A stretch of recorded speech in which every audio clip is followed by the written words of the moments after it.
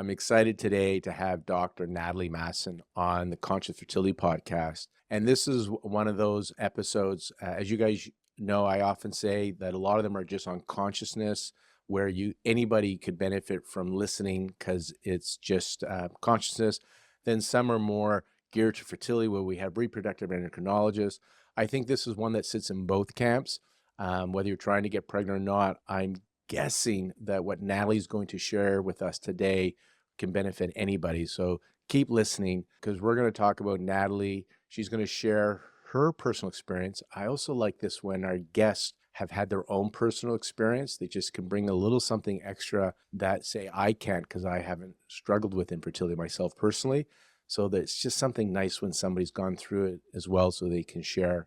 And then she's got the credentials. So let me introduce you to Natalie Masson. She has a PhD in clinical psychology. And for over 20 years now, she has supported people dealing with depression, anxiety, and health struggles through her private practice, which is in psychotherapy practice in San Diego, California. That's why I said anybody can listen to this, because whether you're trying to conceive or not, many people are dealing with depression, anxiety, and health struggles. Her specialty is the mind-body connection, and she believes in tuning into both the mind and body together to facilitate the best outcomes. And that's, Natalie, why I was interested in having you, because I don't think of it as mind and body. It's mind-body. Like, you can't separate them. It's important to know that she did complete a pre-doctoral internship in clinical and community psychology at Yale University and was a member of a cardiac rehab team at the Scripps Center for Integrative Medicine in La Jolla, California. She has training in mindfulness practice, in yoga, in cognitive behavior therapy, in breathing practices, in clinical hypnosis, and EMDR for trauma processing. And so many of the people I see have fertility stress and fertility trauma. So I'm really glad we have somebody credentialed as a PhD clinical psychologist talking about this. And just a little something about Natalie, and hopefully she's going to dive in and give us more information, but she developed a specialty in fertility coaching following her own experience of going through fertility challenges while trying to conceive her second child. So she had second infertility, and she conceived the second child in her mid-40s. So she has two daughters, which she conceived naturally, one when she was 41 and the other when she was 45. And she has her fertility from the Soul online programs, which emphasizes egg quality, stress reduction, and overall healthy living, especially for those that are above 35 and into their 40s. Natalie, welcome to the Conscious Fertility Podcast. Thank you so much for having me here. I think we are kindred souls in valuing this mind-body connection piece. And so I'm really excited to share and collaborate around our mutual perspectives. And that's why I wanted to have you on the show when we had our discovery call, just learning about, I love it when people have the credentials. So you've trained in, traditional, you got a PhD in clinical psychology, but you're also trained in hypnosis, and then things that have become more mainstream like EMDR. You just really are well-rounded. And because I sometimes like to go outside the lanes and talk about what some people think are weird. I think it's reality. Just like I'm sure it was weird back in the day when they said the earth was round, but they thought it was still flat. It seemed a little out there. I think what we're going to talk about is real, is a truth. It's just maybe not fully mainstream, this mind-body connection. Would you be willing, though, to talk a bit about your experience? Because not too many women conceive babies at 45, and I'm curious just to know what you went through and how has this influenced you, because you have a whole coaching program around helping those trying to grow their family. Yeah, absolutely. I'm happy to share about my personal experiences. And I think it's an interesting perspective to tie in. You're talking about a lot of times there's a focus on the body without focus on the mind. And I came into being a provider focusing on the mind, being trained as a psychologist, and all the training was the mind. My program was cognitive behavioral. So the thoughts that are going through your mind are going to influence how you feel emotionally. So we can influence our emotions by shifting our thoughts. That was kind of the initial introduction to how we feel better. During that time, independent of my formal training, I started exploring breathing and body focused methods toward well being. And I was really stunned by how much we can influence our emotional state through breath awareness and through body awareness. And I was always struggling with the fact that there was this huge gap between feeling well emotionally and focusing on the mind. and what we could be doing with the body. So I was coming from the mental health standpoint going, wow, they're really leaving the body out of the equation. So I was always looking at how can I be innovative to weave the body in into this field that is very mind focused. Now, fast forward to when I'm in my 40s, I conceived my first child very easily, no problems at 41. And then when we were working on conceiving our second, I was 44 by this point, and I thought, well, we'll see what happens. And it wasn't happening for several months, and I could see my own psychology getting really stirred up. I was getting more and more stressed and like moving toward my natural coping tendencies, which is like, well, let's get this under control. I'm going to learn about this. I'm going to manage it. I'm going to fix it and do everything that I can. And as I went down that path, I became more and more spun up about this while still realizing that based on all of my training and experience, mindset matters. And if I get all spun up about this, I'm probably not helping my body to move in the direction of optimal fertility. And so I was starting to pay attention to not just what's going on physically, but what's happening for me mentally. Eventually, about 9 months into this, I did get pregnant. And I was like, all right, this is it. This is, we did it. But it's everything's on board. And at 9 weeks, I had a miscarriage. And that really, woo, that just threw me sideways. At that, in the moment of going through that, I thought, I'm never doing this again. I'm done. I guess we're just gonna have one child. And I've seen this happen now that I'm guiding other women. So often that is the feeling in the moment. And then this other thing happens mentally, which is nobody's gonna stop me. I'm coming back. I will succeed at this thing. And if I was stressed out before, the stress went up like 10 notches. And I started having reactions like I had been guiding other people through as a therapist without having experienced it myself. I became obsessive. All I could think about was where I am in my cycle, what I'm supposed to be doing at this time in my cycle. I recognized that I was kind of like, I was kind of going off the rails. And so then I went into my own toolbox and I was like, okay, how would I advise somebody who was coming to me for help? And I had found a lot of people were helped by affirmations, positive affirmations to say to yourself the things that you would like to be thinking and feeling. And so I wrote my own affirmations to get me through these phases of the cycle, the start of the cycle. When you're like, oh no, it's the start of the cycle, the middle of the cycle. I'm ovulating. Oh my gosh. The end of the cycle. When can I test? When can I test? This whole this whole roller coaster that repeats every approximately 28 days. And I wrote affirmations to suggest to myself what I want to be thinking.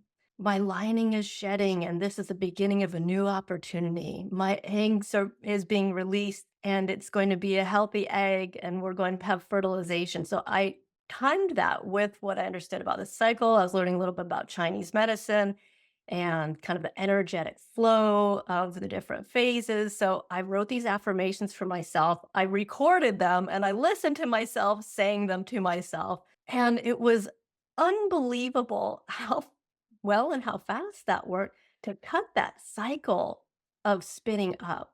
Like within a few minutes, I'd be like, okay, okay, my feet are coming back to the ground. And I was so excited that I found that this tool worked so well. I kind of made a note to myself, like, I bet other women would benefit from this because I was in online communities. I could see everybody doing the getting spun up dance together. It reminds me of, like we have such negative inner dialogue, right? We're talking. And so it sounds like a tool to interrupt that because, you're judging, criticizing, you're in hopeless. Like you said, you're in that stressful state, really attached to wanting this, understandably. And then through your process, your tools of writing these affirmations and then hearing yourself say it, talk to yourself, to me, that is you changing the inner dialogue, which seeps into the subconscious, which can change that programming, which your body responds. That's how I'm interpreting that. Is that what you think is Absolutely. happening? That's a really nice way of laying that out. And I think about it even on tangible kind of level, like you're strengthening the neural networks in your brain that fire certain kinds of thoughts.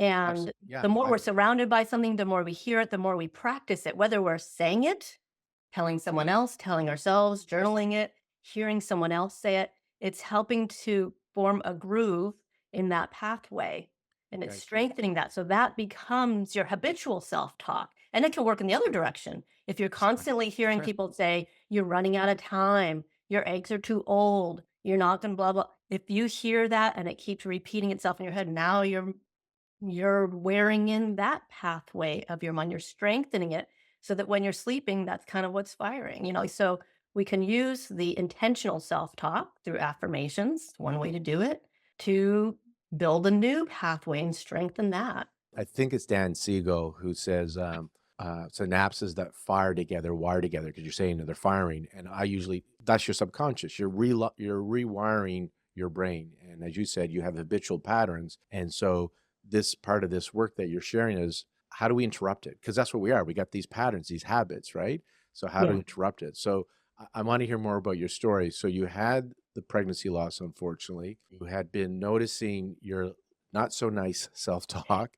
And Yeah. then you came up with affirmations. I love it that you recorded it too, because it's so nice to hear it in your voice, Yeah. talking to yourself. I also love that there's like that part of you, because what is that part that's witnessing? Like there's a part of you that's like, hey, I got to do something about this. I like, what tools do I have? Like there's that part of you that came alongside you that said, Right. here, I'm going to help you. Yeah, and I like people to know that, like, even when you're in your, like, kinda decompensated state, using your worst tools, you also have that other self, your wiser, more mature self, your more grounded self who can come in to help you, right? We can be both of these selves, and we wanna try to recruit the more The higher effective self. helper. Yeah. Higher self consciousness, that part Yeah. of you that is tapped in that just knows. Yeah. So here I was, like, trying to get my mental health in balance and finding that I could do that and getting back into feeling, courage and determination without being spun out about it. And at the same time, I wasn't totally confident that this was going to happen. I remember I was getting acupuncture at the time, and I told my acupuncturist, who actually some I've heard you mention on your podcast, Mark Sklar. Oh, Mark and I are Yeah. very good. We're not only colleagues and talk shop all the time about fertility because he does in San Diego kind of what I do in Vancouver, but we're also good friends. Whenever we're around, we always go for meals and stuff. So Oh, nice. I did not Nice. know you. So Yeah, Mark, so that's we great. we crossed paths for a few months in the middle of Mm. this quagmire that I was going through, and I remember telling him because it was September when I had that miscarriage, and then I came to him right after that, and, he was helping to support me to understand, how to read my charts. I was doing cycle charting, and he was doing acupuncture with me, and I said, I'm 45 years old, and I don't think I have forever, and I'm gonna be done at the end of this year. If I don't get pregnant by the end of this year, I'm done. And I remember the look on his face, and he was like, "But," it's like, "We haven't been doing this very long." "Well, but I have." Mhm. And I could see just how disappointed he was that I might be throwing in the towel because he was looking at my charts and everything, and he felt hopeful for me. And I like to just share that as an example that there are providers out there who may see hope where others don't. And it's so important to surround yourself with people who can look at you and look at the possibilities and not the limitations. And so he was doing that. At that point, though, I was kind of closed. I was like, December is going to be it. I've got to move on. But I got pregnant in December, right? Right before my personal cutoff. I got I love pregnant. Yeah. right down to the wire, Natalie. Right Right down. down to the wire. I was like, "Hail Mary, I can't believe it. I can't believe this is happening." But 9 weeks into that pregnancy, there was no heartbeat. There was a heartbeat, and then there wasn't a heartbeat until I was going through another miscarriage. And I probably went through the "I'll never do this again" thing. But then I came back, Mhm. and I was like, "Well, what else can I do? What can I do to give myself the best chances?" And I left an important piece out, which is with both miscarriages, I had miscarriage tissue testing done, and they were able to tell me this was the Natera Anora test, where they could tell me not only that there were chromosomal abnormalities, but whether it came from the sperm or the egg, and both times it came from the egg. So I was empowered with this piece of knowledge. It was really important to me that it wasn't because the sperm, it wasn't because my body was rejecting these embryos, it wasn't some implantation issue, it was egg quality, which makes sense at age 45. It's very common to have struggles with egg quality. So I looked into what can be done for egg quality. There wasn't as much out at that time. This is almost 10 years ago now. People could be listening to this 10 years from now. So this was back around. So we got to give the Yeah, date yeah, okay. around 2014. Yeah, so this is end of 2014, start of 2015. So the all that I found was there's this 3 months before ovulation that it's really important to resource your energy and your eggs. That's when they're developing and have the most likelihood to form proper chromosomal alignment or not. Can we emphasize that? Can we unpack that a bit? I don't want that to just slide over because that's not some, I think it's in more awareness, but you're talking about this preconception care. And when we've chatted before, I think you're inspired, or you talked about the pediatrician, Dr. Harvey, who talks about how important the fourth trimester is after a pregnancy. And then you've named the preconception care, I think you call it the premester. And Yes, yes. I often share those 100 days before the egg and sperm meet, either naturally or in an IVF setting, are impacting the epigenetics, so the health blueprint of the egg and the sperm, which are going to impact the health blueprint of the embryo, which will become the baby. Can you just unpack that? Because you were talking a little bit about how important that is. I just love to hear your perspective on that. Unfortunately, and again, for some people, this can be triggering. You had a second miscarriage, and really, you had the heartbeat and then lost it, which is always really difficult. Both Both times. times I got to that first heartbeat. So this is all important, and, we'll get back to this thought in a moment, but go back to the idea of the premester and preparation time being so important, and I'm glad you're calling this out because even though over the last 10 years, I hear a lot more people talking about what you can do to improve egg quality, there's still an old belief that your eggs are just aging and there's nothing you can do about that. They're just on this downward decline. And so the idea is that either they're all done or maybe it's a numbers game and you have to get a whole bunch of eggs. But there's other beliefs that I don't know how much the research supports this, but I'm going with it because it sounds very plausible that it's in that last 3 months that more and more maturation is happening for that egg. And that's the most critical time. So it's like I teach that it's like your eggs are in a deep freezer all your life. And then when it's time for them to get ready to be released, of them are brought out for maturation to get ready to release. And it's that maturation process where we really need lots of energy, cellular energy to help that maturation help happen properly. And so it's not just that your eggs are aging and aging and aging and whatever falls out, falls out. There's this intense period right before ovulation, approximately 3 months, where what you're doing, how you're resourcing your body can make a difference. So I didn't have all that detail at that time. It was just this broad brushstroke idea that things we do might make a difference. So I was like, I'm running with that and I'm going to do everything that I can to source up my body and my eggs for this time period. And I've come to call this your baby's premester. It's any time before conception because we get so focused on what happens per cycle for that ovulation, for that 2 week wait, that we don't think about everything leading up to that as the nourishment and the preparation time. And in my meditation that I made later called Inviting Your Baby into Your Womb, I'm using metaphors of a mother bird building a nest and that is your home for that she's building a home for her eggs to lay her eggs.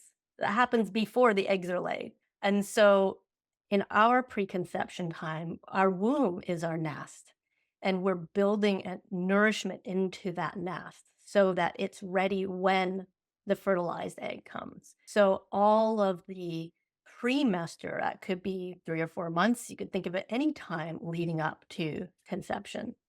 But all of that time is time for deep nourishment, circulation, relaxation, all the things that help everything be more energized in our bodies. So during that time, I decided that I was going to take some time off from trying to conceive. By this point, because I'd had two back to back first trimesters, I was extremely depleted. When I listened to my body said, no way, Jose, are we going to launch into manifesting and feeding a new human inside this vessel. I was so physically and emotionally depleted from the emotional part, the physical part. And I said, so I can't do a pregnancy right now anyway. And I don't think if this is true about creating better eggs, I don't think my body's creating good eggs right now. Obviously, the last two weren't weren't good enough. So I decided to completely change my approach and focus on stepping off the trying to conceive TTC train, because that in itself is stressful, and just focus on nourishing myself. So I did that for 3 months. I made a little calendar because I want to have a plan marked in my calendar. I'm tracking my cycle still. And then I looked at what is going to restore my energy. And I like to think in terms of energetic terms of expansiveness versus constrictedness. And so much of what I've been doing for the previous year was very constricted. Try, try, try, think, count, count, count. I'm like, okay, put all that aside. We're going to reverse, 180. We're going to do expansiveness. So that was doing things that I enjoyed, connecting with my friends and my hobbies, eating well, sleeping well, resting, exercising, all these things to just thrive, like thrive as a human being. I was focusing on that for 3 months, and I had it on my calendar when the next cycle was gonna be to try to conceive. It was the month of my 46th birthday, and we conceived my our second daughter, who's now she's 8 years old, and So that's you the said you story. conceived her just before you're 46 or a month into your The month 46?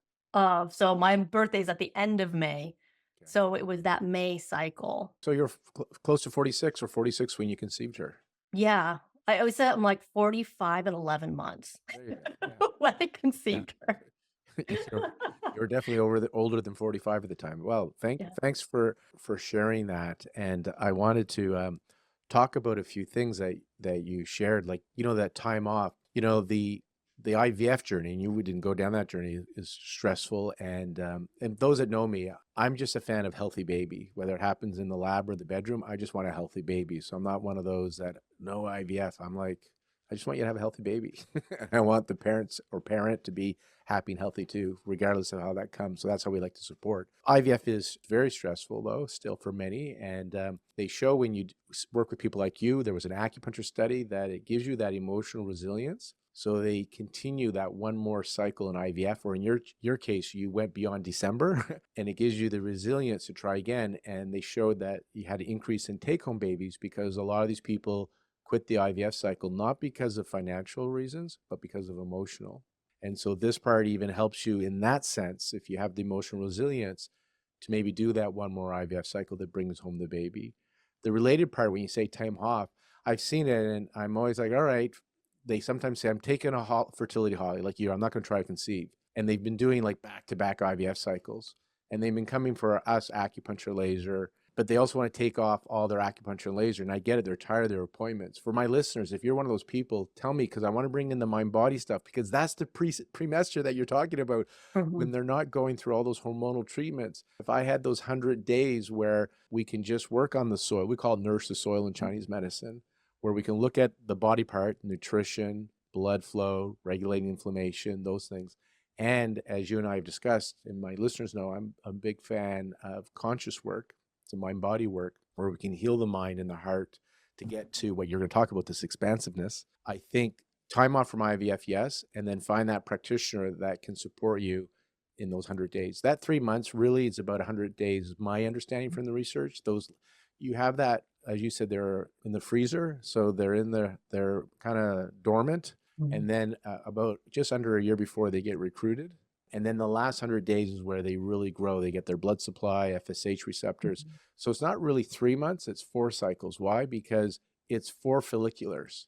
So it's 3.5 months. So it's 4 cycles because 100 days would be 4 ovulations that you've got to work through, up to four. So you worked on 3 full cycles. So, and then that 4 cycle, you're working up to ovulation. There's your 100 days because you're working on the egg quality. So it would be four ovulatory Mhm. cycles, which would be about 100 days.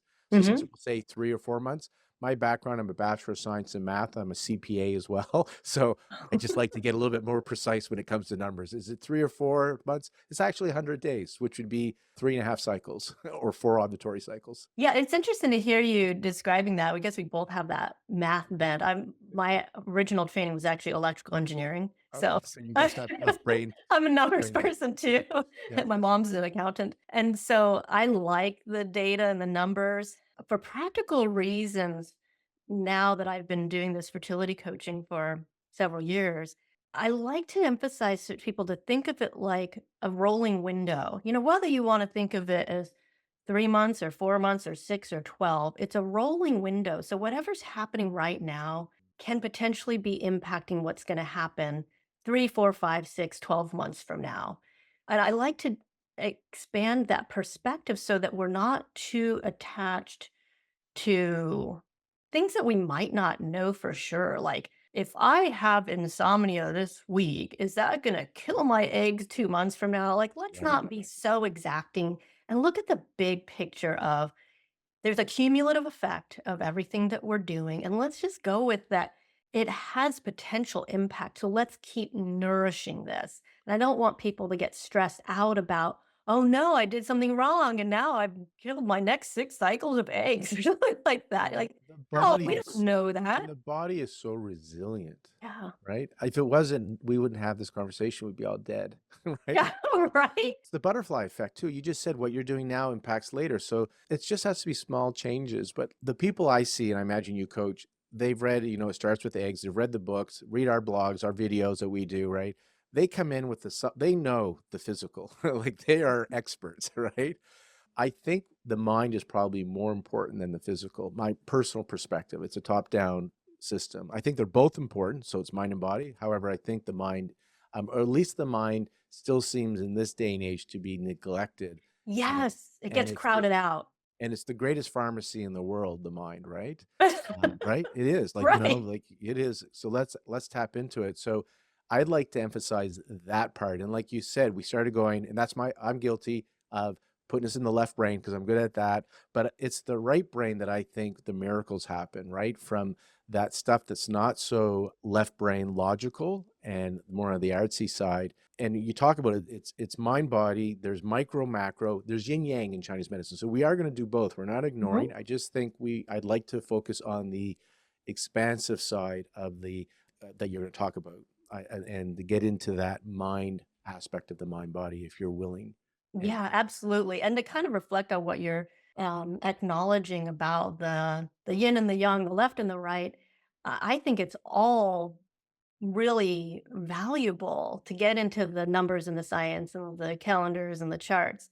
And then also to shift back. I think the two parts inform each other. And we just want to be aware if we get imbalanced and we're stuck over on this side and we can't. But I think that the beauty, the real value is when we can draw from the best of both and mix them together. So we can talk about all that physical side, which, like you said, a lot of people are very much more aware of that now. They're coming in with that awareness that it's not just about getting the sperm and the egg together, but there's a lot of other physical parameters in there.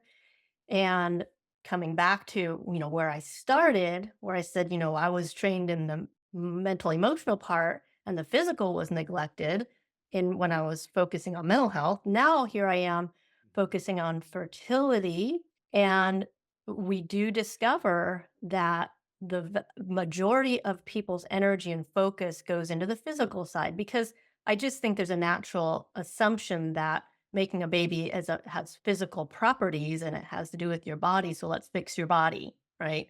But what's missing in there is that appreciation of how much the body is impacted by the mind. And I do find it can be useful for people to understand that on a more logical level too, because there's all these different camps. Some people don't think about the mind at all, and then other people just think about the mind and they do it in this very esoteric woo-woo kind of way, like, you're not believing enough. If you just believe in yourself, then it's going to happen. And there's this huge disparity between what the reproductive endocrinologists are trying to do and the spiritual gurus might be trying to guide. And I believe there's something in between that helps to connect these two together. So I kind of like to get into the science of that. We talked about the neural networks and what you're thinking is firing these thoughts. And there's actually lots of research that shows how you're thinking about things infiltrates through your body. And I mean, this research has been going on for a long time, back to, can people who meditate change the temperature of their skin? Oh, yes, they can. You can envision ice and your skin will get cold, and you envision the sun beating down on you and your skin gets warm, for people who are really trained in connecting their mind and body together. So it's not new news They that. actually have there's a term for it. And Shamini Jain, one of your colleagues, is on one of her episodes where she goes into it, psychoneuroimmunology, PNI. And now some people call it psychoneuroendocrinology, ology, meaning that your thoughts affect your nervous system and immune system. And now they're saying hormonal system as well. Yeah.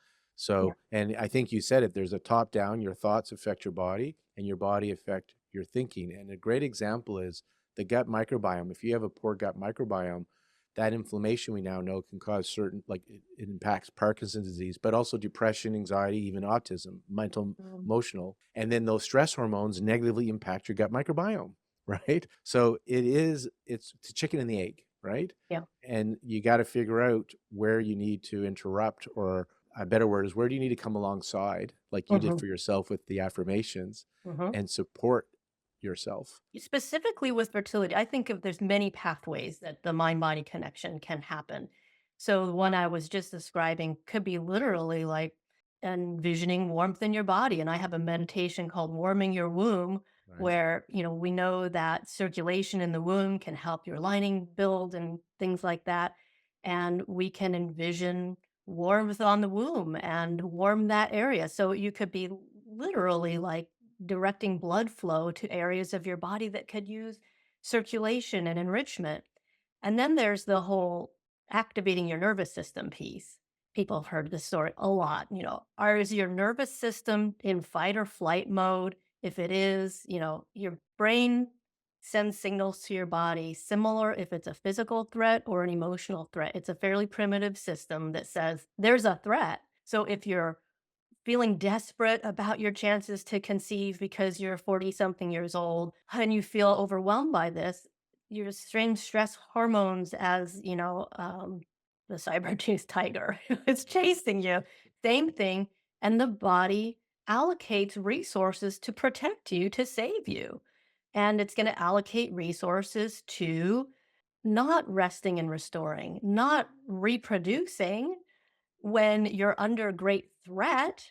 So that's another way that the stress is going to kick the hormones to say, let's not ovulate. Let's not do implantation. Let's say no to this thing because we need to reserve these resources for survival, primary survival, not survival of the species, survival of this unit right here.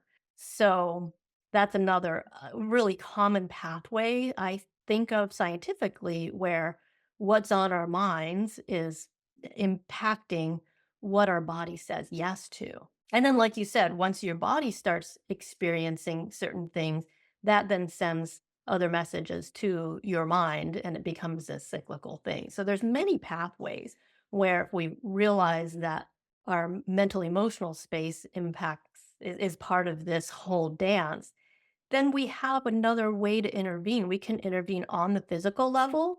Like maybe you need to go move some energy by going and getting exercise. Or maybe you need to listen to a reassuring voice in your ears to help you feel hope and calm. It just opens up more pathways. Or we want to go to acupuncturist and have some needles and herbs to help to bring balance to the energy in our system. There's so many pathways when we include mind, body, and the whole connection between them.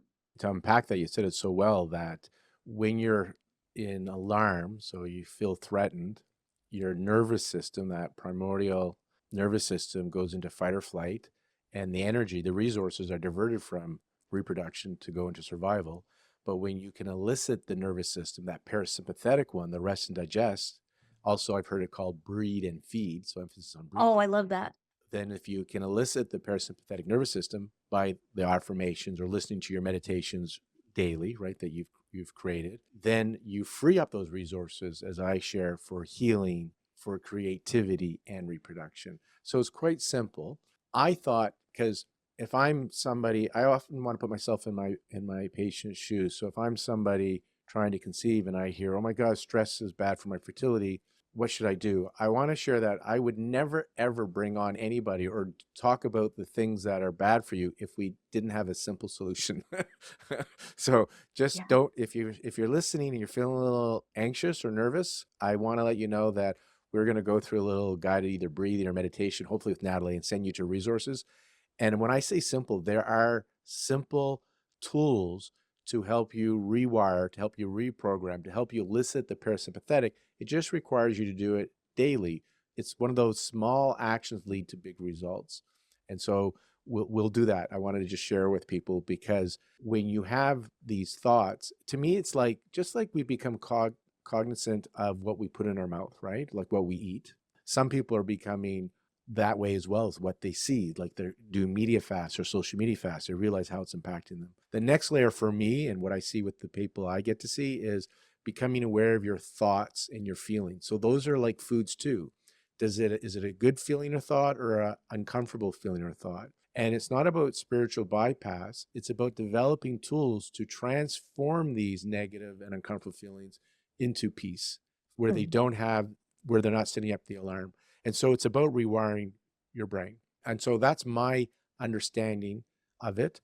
I'm curious, are you aligned with that? Does that also sound with what you're, or do you see it differently? If you don't mind, I want to comment on the few things you said in there that I just thought were so rich. And I appreciate how you're highlighting how when people in this sphere hear that could harm your fertility, that alone can send off the alarm bells. And it's very important to recognize that we have tools to help with that.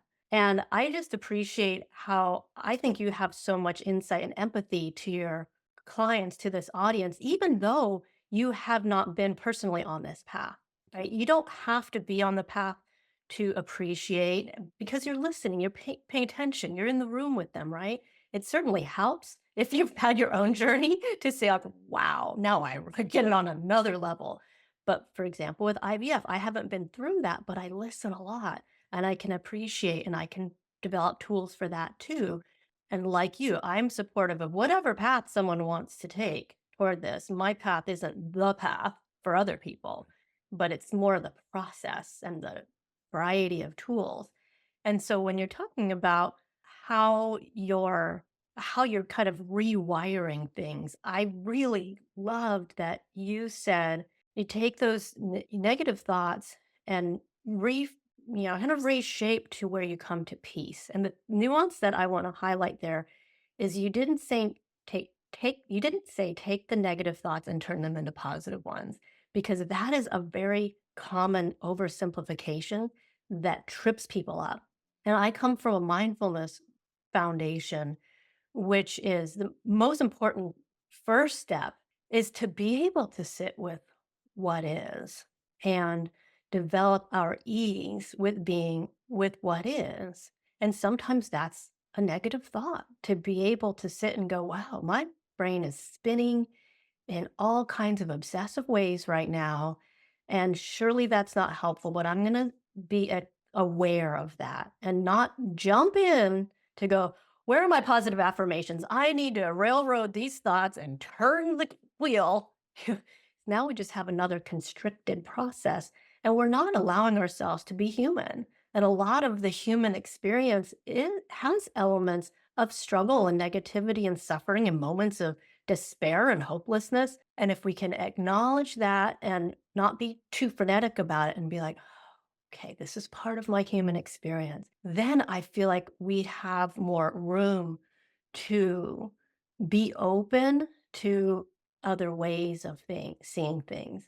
So that is kind of the nuance that I think I bring in through my guidance and my meditations. That's a little bit different from what you commonly see out there. I'm not pushing positive thinking. I'm nourishing the whole person and coaxing a shift in a new direction. If you're open to it, I want to unpack it even more and I'll share some of the, well, do you want to, can we even go deeper into what we're talking about? Because this is my Yeah. passion project that we're talking about. And for my listeners, we're here interviewing Natalie. Apologize if you just want to hear Natalie because I can't hold back. This Sorry, is great. You are bringing in can't so hold much, back. I love, pulling out so much good stuff it's here. from my own experience. So part of it is thank you about holding the space for my patients. And yes, I haven't struggled with infertility. I've become aware of my practice and spiritual journey that fertility is the trigger, it's the wake up call, but it's never the event that causes the trauma or the stress. It's how you perceive it. And so I always say we're more the same than different. So some people have infertility or miscarriages as their wake up call. Some people have a death in the family, a disease, terminal illness, a divorce, financial disaster. And then you distill it down, it comes down to I'm not safe, I'm not lovable, I'm not good enough. So we're all running those programs. So I may have a different trigger, but I can connect and relate to my patients that I see because I've worked my shit for many years, Mhm. my shadow and stuff.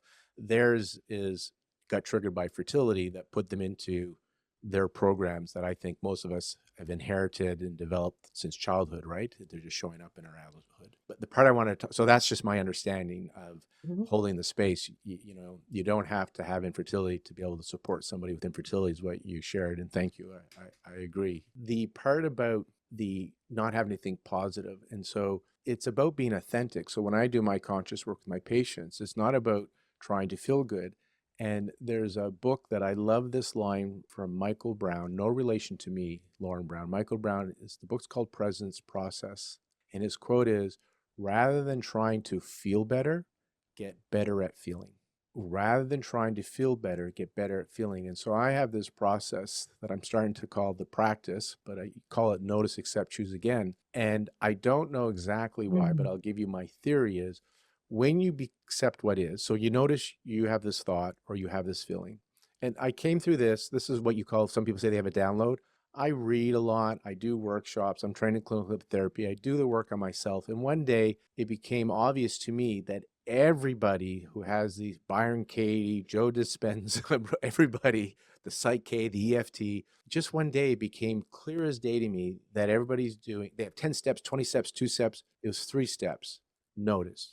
Everything that happens is neutral, and then we give it meaning, and the meaning we give it is through the lenses of our subconscious, the wiring. And we get that, came into the world with it, and it gets imprinted on us through our sex, our religion, our family, whatever, intentionally or unintentionally.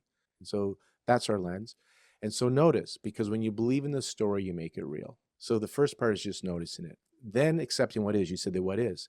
This is from the Eckhart Tolle, The Power of Now. Accept what is. Surrender to what is. Because when you fight with reality, you put resistance in the field. We call it chi stagnation, Chinese medicine. You talked about this, you and I off camera before, about the expansion and contraction. So it's resistance. Resistance doesn't feel good. But when you can accept what is, that's being authentic, not trying to feel positive or think positive, but just notice and witness your feelings come alongside. And I have tools to help us because they're really uncomfortable. I believe these thoughts and feelings are just like they're energy, and energy, emotion, energy and motion, emotion, energy, motion, their very nature is supposed to move up and through us. So you're meant to feel the sadness, you're meant to feel the frustration, but when you suppress it or repress it or project it out or believe in it, it gets stuck. So Tara Bach says our issues are in our tissues, they get stuck in our tissues. So when you notice it, the uncomfortable feelings come up, but now you're witnessing it, you're observing it, you're noticing it. And this takes the charge out of these energy emotions, and they just move up through you. And then peace comes. So you're not trying to think positive by just noticing them. So no longer believing them and observing them, they get to move through you. And about Jill Bolt Taylor, about 90, these are podcasts. So I've learned this for all my 90 seconds, it'll just move through you. If you get really practice at witnessing and not identifying, there's a fine line between being in the emotion, so believing in it, so you're at the effect of it, you're suffering, and then witnessing it. So it's still uncomfortable, the fear, this, but there's a witness there now that's a different, it's just that little change changes everything. And that uncomfortable feeling now acts as a portal to presence. And now you tap into your higher self that you talked about at the beginning of part, the all knowing. And now you have flow and receptivity. And this is when miracles happen and inspired thought comes through you. So it's about getting to a state of being. We all want to do, but we're doing, taking action out of fear and lack. So we get more fear and lack. But if we can get to that place of presence, which feels peaceful, there's a sense of relief. Why? Because there's no resistance and Mhm. flow and receptivity happen, chi flow happens, then inspired thought will come through you, and then your doing will come out of being whole and complete. And then the Mhm. last step is choose again, where how do you want to be? Because now that you're present and conscious, you can start to be the creator of who you're being in this world. So that is my process, and that's what I'm passionate about. So when you say you don't have to think positive, yeah, I don't tell my patients ever to try and think positive. Be authentic, be pissed off, be angry. Observe it though, notice it. And I don't know why, but through all the episodes I've had, there's over 70 back here people to listen to. A lot of the quantum physicists and the experts in consciousness I have, they say they call it consciousness. They say there's something beyond the physical that you can tap into. And when you really can be present with these uncomfortable emotions, they act as portals to presence. You tap into something and the resistance drops and there's a sense of peace. And I'm not telling you just from my theories and workshops. I mean, I've experienced this. I've had these glimpses of peace, of relief, and I've had these glimpses of profound peace, which I can't describe well, and wonder and was like, what the hell was that? Right? And bliss. So I don't only use it in my practice, but I do it for myself daily. And so that's been my understanding of it. And that's what I thought you were saying when you say, don't try to think positive. When you try to think positive, then you're not accepting what is, and now you're creating actually more resistance. Yeah, and I love it when I talk to practitioners who have come along different pathways and we discover that we've come to the same conclusions, but we're using slightly different words and metaphors and frameworks for thinking about it. And the way that I describe what you're talking about is everything in our body needs to be paid attention to, and emotions are in our body. Our emotions need attention. And if we start with that assumption, what our emotions most need is attention. Then what happens when they don't get attention is they keep striving for attention and they Yes. intensify, they keep clawing back. And so if you're feeling sad, for example, and you're like, nope, nope, happy thoughts only, happy thoughts only. Well, you're sad because you've been on this journey for a while. Maybe you've been through a loss. Maybe you don't know if this is going to work out and you think you may be losing your dream. You feel sad. That's legitimate. That legitimate emotion is saying, please pay attention to me. And when we override, suppress, stay too busy so we can't notice it, it just keeps coming up and it comes out. It's gonna be heard in some way. It's gonna win. It's gonna come out physically in your heart, in your gut, in your tension in your shoulders. It's gonna come out somewhere because it needs attention. And so when you talk about softening the resistance, what I'm framing that as is when we do turn toward that emotion and simply say, I see you, I hear you, I feel you. Now it's been heard and the resistance goes down because it's no longer fighting to be heard. And that's what then gives us space to, what did you call it? Choose again. Choose again. We can't choose again when that emotion is still raging to be heard. We're just in tension, fighting against it, trying to push it down. And so when we do compassionately listen and acknowledge, that's when you can get more to that you're describing like a bliss state where it's like, oh, all that resistance went away. That, oh, look, there are other choices. And we can see that much more easily when we have take an inventory and some time to be quiet and give our emotions compassionate, authentic attention. And, if this is still sounding a little to people, I really encourage the movie Inside Out. It's a Disney, I think it's Disney Pixar. Yeah, yeah. Extremely well done. The first one came out over 10 years ago, and the sequel just came out. The main character's gone from childhood to adolescence and a whole new set of emotions like shame and belonging, all these things. And so it does a beautiful job of representing emotions go haywire when they're not getting the right kind of attention given to them. Yeah, what we resist persists. And so it's going to, I love how you put that. And so as we shared, we give you some tools because I think we both have, there's so many tools to help you lower the resistance. So you have that free flow and receptivity, which is what fertility is required, free flow and receptivity. I think that's episode 1 or 2 with Randine Lewis, talks about the Chinese medicine approach and how flow and receptivity is key. And your work to me encourages, enhances the flow and receptivity by expansiveness. And your patients probably have used this words with you. I know they on my table, when we do the work and then they're in comfortable feelings and they observe it and the resistance drops, they just, I say it's peace or profound peace. But the most common word is, I feel lighter. I feel expansive. My Mhm. chest Mm. feels like it's lighter and it can open more. So that's, if you want to know what that feels like, you've all felt it. That's what that feels like, a sense of relief. Can Right. you share a simple practice tool here, if this is okay, or if it's not okay to do it here, we're going to direct them anyhow. That we'll just direct them now where they can go to get more of you. But if you have something like an easeful breathing exercise or something, because the breath is so powerful, can we share that now, or do you prefer to I would just love to. If we have time, I would let's love do to it? guide. I pulled up a few statements from different affirmation sets that I have. And I think what I'd like to do is just blend a few of them together and invite everyone who's listening to come along for the ride and just experience. We can talk, talk, talk, talk, talk, but it's much more meaningful when you experience something in your own body.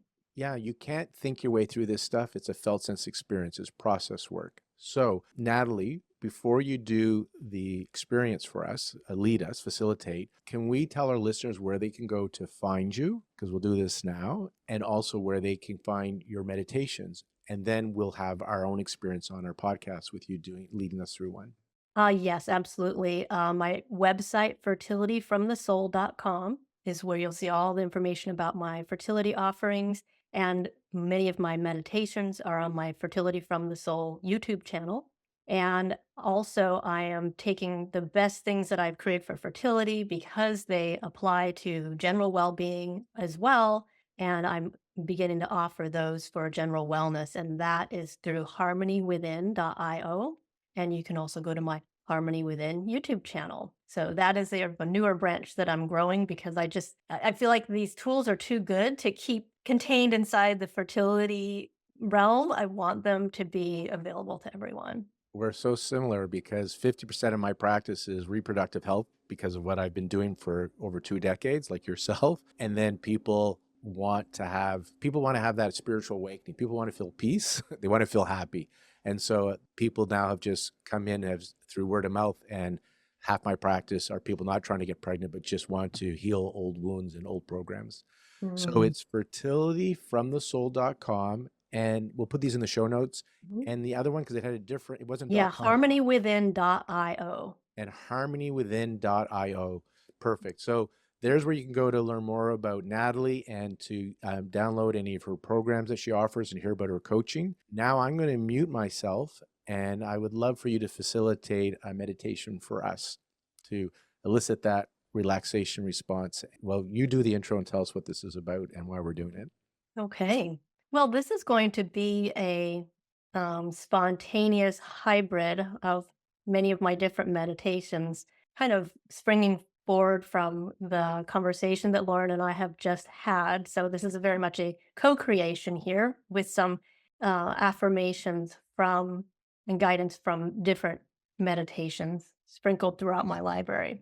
So, allow yourself to let go of all the thinking and doing and planning that might be going on in your life at this moment, and allow yourself to just come into a comfortable position and notice breath flowing into your body and out without any agendas or expectations for how you should experience this, just being open to what emerges for you. Noticing breath flowing into your body and out without trying to breathe in any particular way. Aware of this moment and this breath. I'll share with you some affirmations for inviting acceptance. With each breath, I invite awareness of this moment.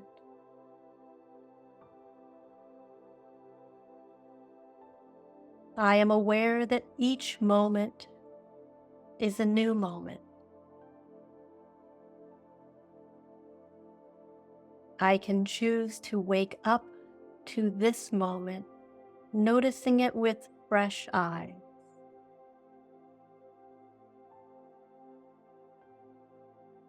Aware that the past is behind me, I breathe into the present moment. Aware that the future is yet to unfold, I breathe into the present moment. I understand that it's natural for my mind to wander, and I can practice patience when I witness my mind wandering.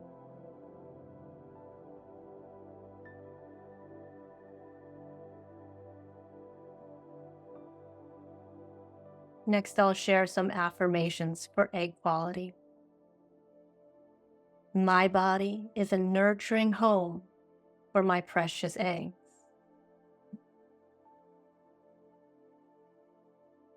When I breathe in slowly and calmly, I'm sending soothing and enriching energy to my eggs.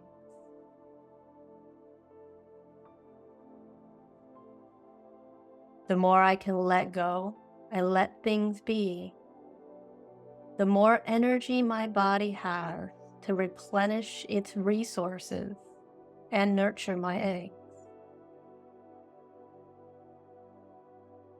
I am committed to taking care of my body from a place of love, kindness, and appreciation toward my body. I believe in my body's capacity to heal, strengthen, and regenerate.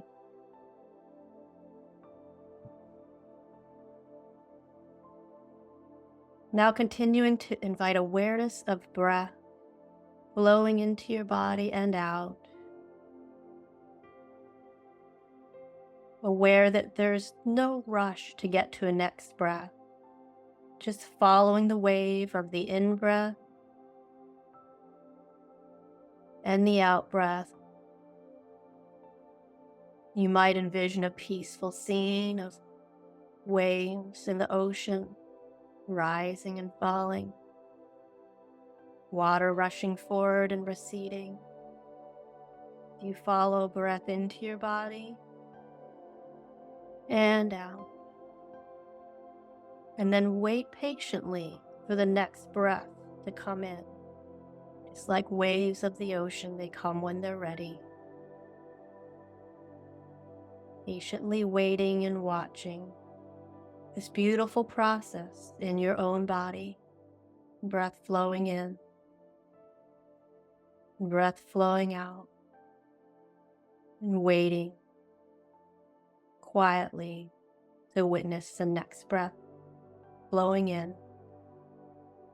And trusting this wise process of your body, of your mind, of your whole beautiful human system to take care of you, to move in a healthy direction. When you give space for breathing, for openness, when you nourish yourself, your mind, your body, your emotions very deeply.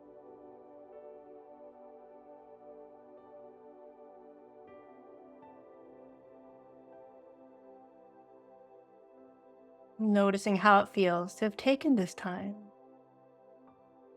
to breathe, to be present, and to allow in this energy of openness. Thank you for allowing me to guide you. And thank you, Dr. Natalie Masson, for sharing this with us. So again, one more time, it's the fertilityfromthesoul.com. It's in the show notes. And Natalie, can you say the other website? Because I don't have it in my notes. I only have Harmonywithin.io. harmonywithin.io. Perfect. Thank you very much for joining us on the Conscious Fertility Podcast. Thank you so much for having me. It's been a pleasure.